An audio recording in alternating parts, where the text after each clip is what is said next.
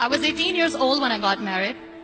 I belonged to a very conservative family, a Baloch family, where good daughters never say no to their parents. My father wanted me to get married, and all I said was, if that makes you happy, I will say yes. And of course, it was never a happy marriage. Just about after 2 years of getting married, about 9 years ago, I met a car accident. Somehow my husband fell asleep and the car fell in the ditch.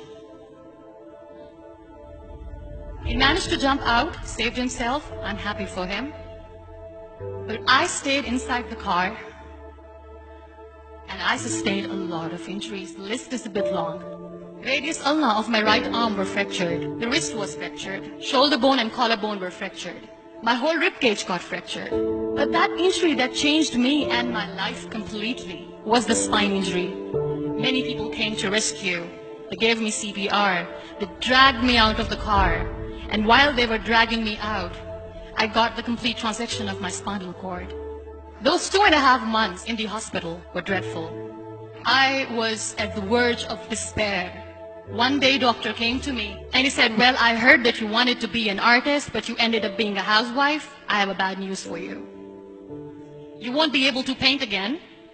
Next day, doctor came to me and said, your spine injury is so bad, you won't be able to walk again.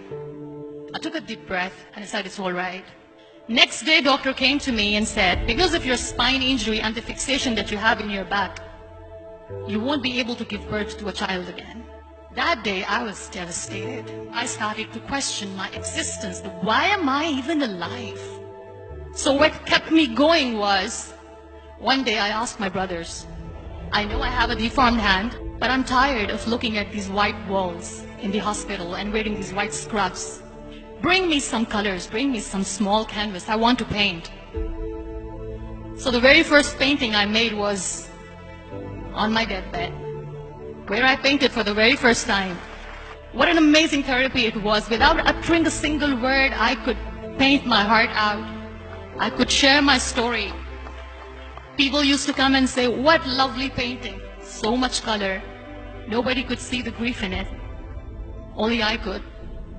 And that day I decided that I'm going to live life for myself. I am not going to be that perfect person for someone. I am just going to take this moment and I will make it perfect for myself. That I'm going to fight my fears. So I wrote down one by one all those fears. And I decided that I'm going to overcome these fears one at a time. You know what was my biggest fear? Divorce. But the day I decided that this is nothing but my fear, I liberated myself by setting him free. And I made myself emotionally so strong that the day I got the news that he's getting married, I sent him a text that I'm so happy for you and I wish you all the best. And he knows that I pray for him today. Number 2 was, I won't be able to be a mother again. And that was quite devastating for me. But then I realized there are so many children in the world, all they want is acceptance. So there is no point of crying, just go and adopt one. And that's what I did.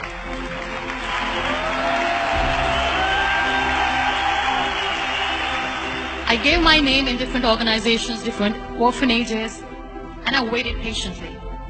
2 years later, I got this call from a very small city in Pakistan. I got a call and they said, are you Muniba Mazari?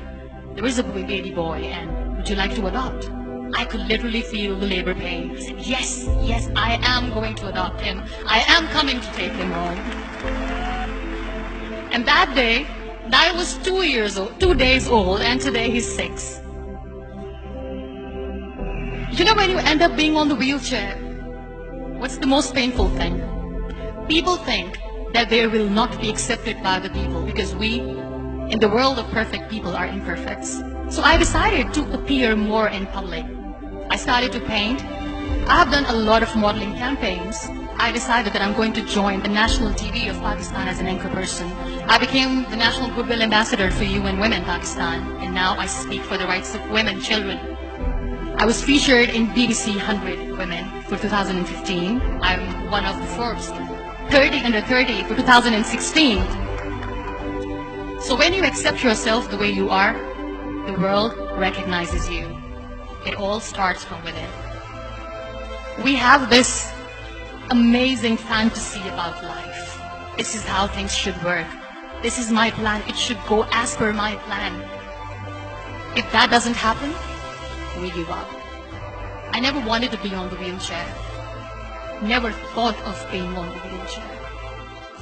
This life is a test and a trial, and tests are never supposed to be easy. So when you are expecting ease from life, and life gives you lemons, then you make the lemonade, and then do not blame life for that. It is okay to be scared. It is okay to cry. Everything is okay, but giving up should not be an option. They always say that failure is not an option. Failure should be an option, because when you fail, you get up, and then you fail, and then you get up, and that keeps you going. Embrace each and every breath that you are taking. Celebrate your life. Live it. Don't die before your death. Real happiness lies in gratitude. So be grateful, be alive, and live every moment.